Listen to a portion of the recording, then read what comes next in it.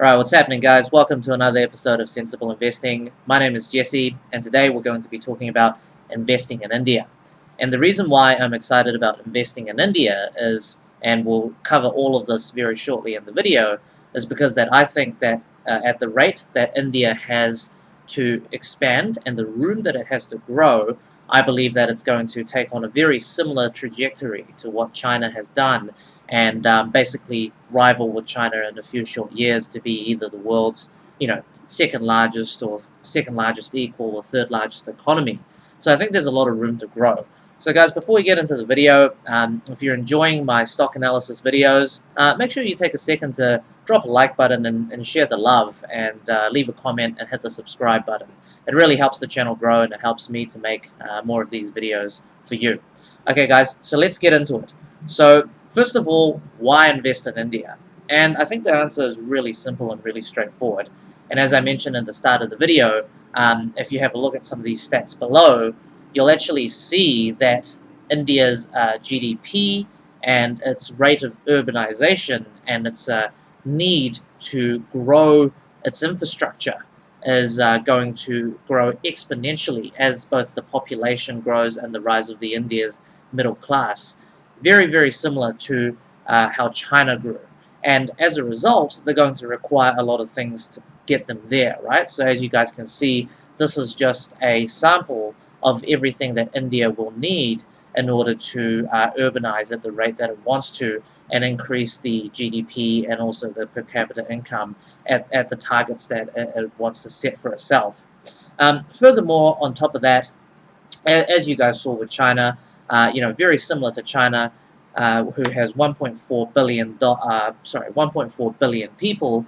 India has slowly approaching 1.5 billion people, and the actual birth to death rate is a lot higher than China's. So basically, at this rate, India will soon eclipse China to become the world's most populous country, and as a result, now this is basically an example. So over here, as you can see, I'm just going to use China, or specifically Shanghai, which is one of the major financial capitals and also metropolises of China, to compare, just to show you the rate at which things can grow and as a result, some of the things that might be required to fuel that growth.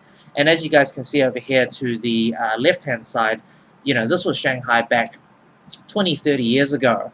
And you can see there's barely anything really. Fast forward to today, you've got skyscrapers and towers and buildings and high rises. And so as you guys can see, in a few short years, what was effectively a little bit of a jungle and some old buildings has become a concrete jungle full of skyscrapers and a real international city, right? A real hub of commerce and trade and business, and a lot of people have also moved into the city and urbanized. So if we apply the same sort of theory to India, I think that this really gives us a good example of what could be in store for the country. And so I just wanted to take a couple of minutes really just to focus on some of the things that India has going for it, which would lead to a massive expansion and the need of these raw materials, which you saw at the beginning of the video. So as of today, a quarter of India's population is without electricity, right? So what this means is that they're living in very rural areas, without any power, right? So the demand for power is going to be astronomical in order to get these remaining 200 and almost 40 odd million people connected. Furthermore, 70% of the country's population still lives in rural areas, right? So very much like what we saw below in this picture, but even more rural. You'll have people living in villages, probably still lighting fires to get heating, living out of clay huts and wooden houses, and the likes, right? So again, there's a lot of room for urbanization and the growth of infrastructure. Finally, if you look at the picture to the right, obviously it's not a pretty sight, but it is the reality of the situation. So about 1/3 of India's 1.2 billion people in terms of its urban population currently live in these sort of shanty towns or slum type accommodation or living structures. And again, I do expect that the government is going to try and gentrify these things as time passes. And so as a result, there's a lot of tailwinds which will be fueling a lot of projects, infrastructure, growth, consumption, and the likes for India in the coming years, right? So this is the reason why I'm really, really excited about the country. So let's have a look at what will be required if India wants to urbanize, right? So let's have a think about what urbanization means and what you need in order to get there, and then what you need to get what you need or build what you need, right? So let's have a look at this. So in order to urbanize, obviously we're going to need tall buildings.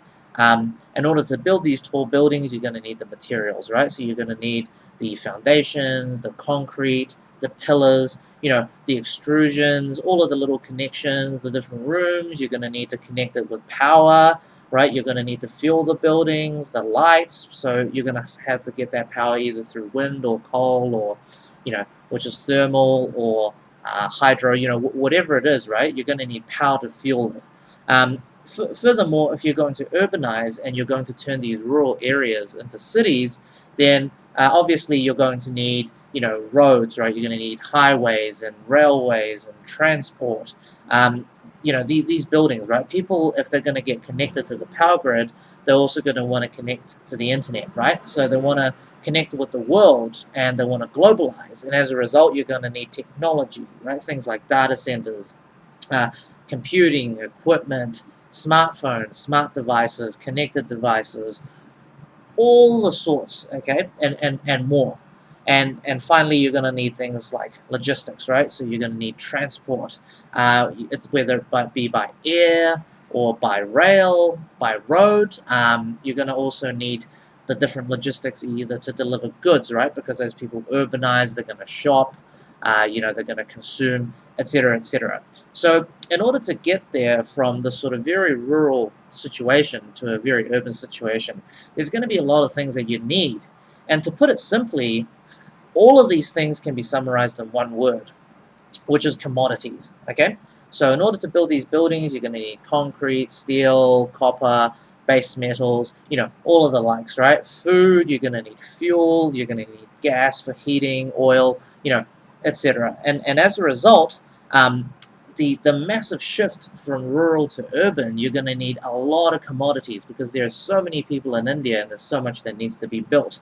And so that's the reason why I'm very interested in India, but also very interested in this company, right? And the company is called Vedanta. So you guys probably haven't heard of it. They're actually not a small player. They're one of India's largest listed companies, and they've got their fingers in a lot of pies and a lot of relationships with some very, very important entities. So Vedanta, what is it? What does the company do? How does it benefit from the tailwinds going for India's requirement to urbanize and etc.? Well, if we think about the saying "jack of all trades," I really think that Vedanta is, this sort of slogan is a really good fit for Vedanta. Now, obviously, because it's an Indian company, we're more like talking about the Raj of all trades. But nevertheless, the reason why I think that this company will benefit from the tailwinds going for India and its need to urbanize is because, very simply, to put it in the following ways, right? So let's have a look at what the company does, okay? So zinc, lead, and silver, okay? All very important metals to help grow. For example, you use zinc to galvanize steel, and silver is actually combined with tin to form things like solder for the wiring of electronics, right? So if you think about anytime you need to connect two pieces of wiring together or to some kind of little circuit board or anything, you're going to need solder to hold it together. Oil and gas, that's an obvious, right? So gas for heating or gas for power or, oil for cars, okay?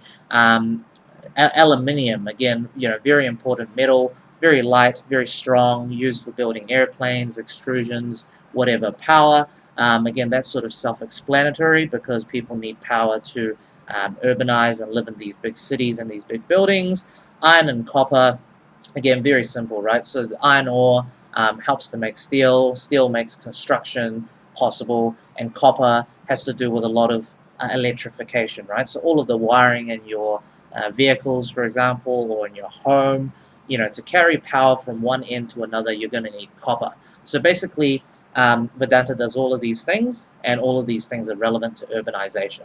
So let's have a look at more specifically how much of a market share and what kind of, I guess, what kind of a market penetration Vedanta has in all of these divisions. Okay, so lead, zinc, and silver. So the government of India holds a 29.5% stake in this. Okay, so very, very monopolistic. So that's going to benefit them in terms of policies, pricing power, you name it, right? Oil and gas. Okay, so currently Vedanta supply 25% of India's domestic crude oil production. So a quarter of the country's crude oil needs was supplied by this company, and they're planning to ramp that up to get closer to that sort of 30-40% mark. Okay, aluminium, 40% market share in India's aluminium industry. That's absolutely massive. Okay, and that just allows you to have some really, I guess, good leverage when it comes to the pricing power of your goods. Okay, and as we covered before, sort of around 240 to 280 million people in India do not have electricity. Okay, so that's really going to help their power grid when they ramp up, their power division when they ramp up the amount of power that's produced, and again, help them to sort of bump up their revenue and profits. Okay, and iron ore. So again, they have signed up an MOU with the state government of Jharkhand, and basically they're going to increase their production by 1 million tons per annum in terms of steel. Okay, so again, that's massive in terms of just fueling that need to urbanize and consume these metals and commodities. And then finally, copper. So a 36% market share of the whole copper market in India. So if we think about this for a second and really take a step back, you'll see that this company has its finger in basically every pie there is in India, and to a large degree they have very deep ingrained relationships with some very important entities, and that'll continue to get deeper and expand as the demand and need for these commodities grows. Alright guys, so now that we know some of this background information in terms of why I'm first of all quite interested in India and also interested in the Vedanta, what I thought we'd do is take a few minutes here to really just have a look at the company and try and value this beast, okay, which is definitely not an easy task, and this is by no means the right way or the only way to value the company, but just to help give you guys some ideas, okay? So as you guys are aware, currently commodities, base metals, it's sort of near 5-year lows. Nobody's really interested. There's a bit of a fear of a recession going. Trump's getting crazy on the Twitter, and everything's all a little bit volatile at the moment. Okay, so as you can see, that's why there's been over 90% of downward revisions by analysts in terms of which way they think the stock's going to go. Okay, so that's why this year they're projecting a less than 1% growth in terms of revenue for the company. However, next year people are expecting quite a bit of growth in terms of the top line. But what I really wanted to do is just point out that not even 15 analysts have a clue what they're doing, because the low estimate is 12.51 billion, which is actually going backwards, and then the high estimate is 20.1 billion, okay?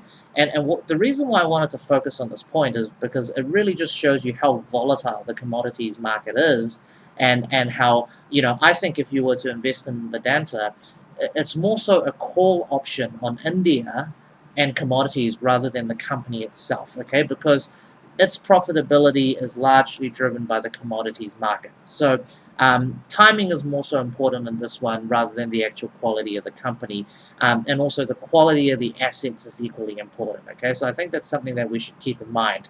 So let's have a look at some of the things that could affect its revenue and profits to go up, apart from the spot prices of these commodities, okay? So first of all, in terms of their silver production, so I'm not going to spend too much time on all of this because you can, obviously read this in terms of their latest presentation, but their plan is to basically ramp everything up, okay? So their plan is to ramp their production up, so in line with how the market is expecting to grow, okay, and in line with the consumption needs, okay? So they're planning to ramp up silver exponentially. They're also planning to ramp up their base metals, so which is their zinc, lead base metals, exponentially within the next couple of years. They're also planning to ramp up their oil and gas via more exploration, more drilling, more conversion of the resources into reserves, and then bringing those into production. Okay, so they're planning to do a lot of things in order to ramp this up. However, having said this, ramping up is it's not linear, right? It's very up and down and it's very volatile. And as you guys can see, demonstrated by their most recent earnings call, they beat on revenue, but they missed on EPS, and as a result, the stock sort of tanked 15% in one night. Okay, guys. So this is definitely not a linear investment, and you're going to be expecting a lot of volatility because, first of all, we're talking about high exposure to commodities. Second of all, we're talking about an emerging market like India, okay? And if you guys look at the indexes, it's gone here, then it's gone there, then it's gone there, and everywhere, okay? So if you guys can't sort of stomach this, you probably might want to stay away from it, okay? And just to sort of give you an indication of volatility, out of the last, however many earnings calls they've had, they've beaten on revenue each and every single time, but they've pretty much missed on earnings 80% of the time, okay, guys? And if we look back to the previous picture, missing on earnings, lots of volatility. So if you guys are going to go into the stock, be prepared for that, right? Okay, guys, so now that we've covered why India, and we've covered why I think Vedanta will benefit from the tailwinds that's going to benefit India, what I really wanted to do is take a moment to try and value this company, okay?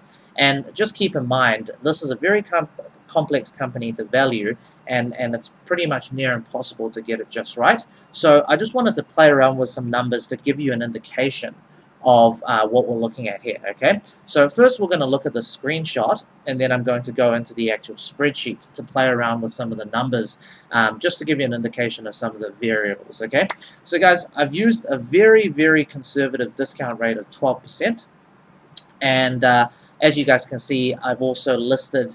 Now I'm just going to go through these section by section to give you guys a look at what we're looking at. Okay, so first of all, I've used an oil spot price of 40 because at the moment we're in some kind of potential oil bear market because there's fears of a recession. I've used a very conservative silver spot price of 15.5 and a lead zinc spot price of about $2,050 USD per ton. Okay, so what I've done is I've also over here included all of their proven reserves. Okay, so I don't care about resources or nothing like that. I just care about proven reserves and mine life, how much they can get out of the ground. Okay, so what I've done is I've done a calculation on their proven reserves for their base metal commodities, and then for their other divisions like aluminium, power, iron, steel, and copper, what I've done is I've done a discounted cash flow, but rather than on the net income of the company, I've done it on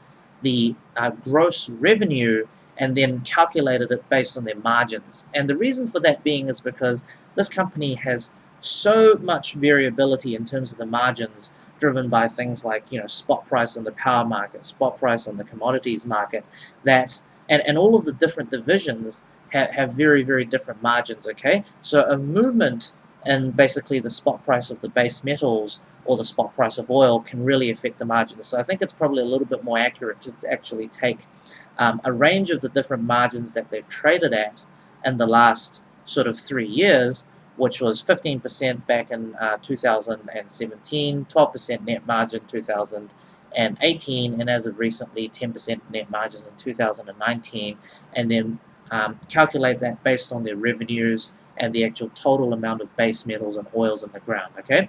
So based on my calculations today of a discount rate of 12% and a conversion rate of 1 rupee equals 1.4 US cents, and then what I've done is, as you guys can see, the discounted cash flow calculations based on their revenue multiplied by their net margins, and then calculated their market cap, looking at all of their debt converted to USD figures, their cash, and their minority interests, and coming up with an enterprise value. You can see that based on these prices, it's currently a little bit overvalued at the moment, okay? But again, that's with the assumptions of depressed base metal prices are lower than current silver spot price, and a low-ish oil price, okay guys? But let's head to the spreadsheet, and what we're going to do is we're going to change a few figures here and there, okay? Because first of all, base metals are at pretty much all-time lows, okay? Well, not all-time lows, but 5-year lows in terms of lead and zinc, okay? So let's say, things start ramping up and, there isn't a recession, or maybe there is, and then China pumps a lot of growth into infrastructure projects to, increase the consumption of these base metals and commodities. And then India also does the same. Then the world has a panic, and then silver prices goes way up along with gold. Then we have a really, really different story. Okay, guys? So let's change the lead and zinc spot price to 2,700. Again, which is quite reasonable because, at one point they were trading at sort of 3,200, 3,500, okay? We're also going to change the oil spot price from 40 back to sort of 65, which is what it was kind of trading at, just a year ago. And then we're going to change the silver spot price to about 19 to reflect sort of the current market conditions, okay?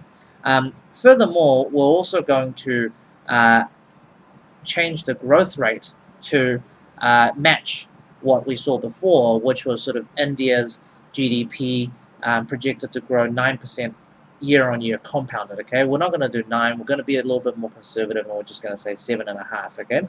And as you guys can see, if we do this with the growth rates and then actually bumped up the commodity prices a little bit, you can see that quickly the actual value of the company at these values, 10%, 12%, and a 15% net margin, that's significantly increased, okay? So if we compare that then to the enterprise value of 35 billion, you can see that the company quickly becomes undervalued, okay? So that's why I think it's really important to build one of these yourselves and really do some deep research into the things like the commodities market, the oil market, India's growth rate, urbanization rate, all of these things, because this is a very, very complex company to value, and it's going to take you a lot longer than a sort of 20-minute video to value this. This is just to give you some ideas on what to do, okay, guys? So if we compare that to what we had a look at before with depressed base metal prices, depressed silver prices, a 0% growth rate, which is very, very unlikely, and depressed oil prices, you can see that this company's overvalued, okay? But then if we do the inverse scenario and just increase the, I guess, the prices a little bit and the demand, which therefore drives up the prices of commodities, you'll see that it's a really, really different story. Again, if you guys are interested in this company in India, I would encourage you to do some digging into the commodities market, okay? Look at how commodities go up and down, look at what causes volatility, look at what, helps supply and demand, look at what actually drives the prices up and down, and look at the sort of market cycles in terms of the commodities, okay? Because, if we do go into a recession, and everybody's sort of fearing that at the moment, banks are forecasting it, economists are worried about it, then you could probably see this thing, decline by 50%, okay? But if things go well and things go up, you can probably see the stock back at the highs it was, sort of, 15, 16, 18, $20 where it's trading at. So, guys, I hope you enjoyed the video. That's a very high-level look into India and Vedanta. And until next time, happy investing.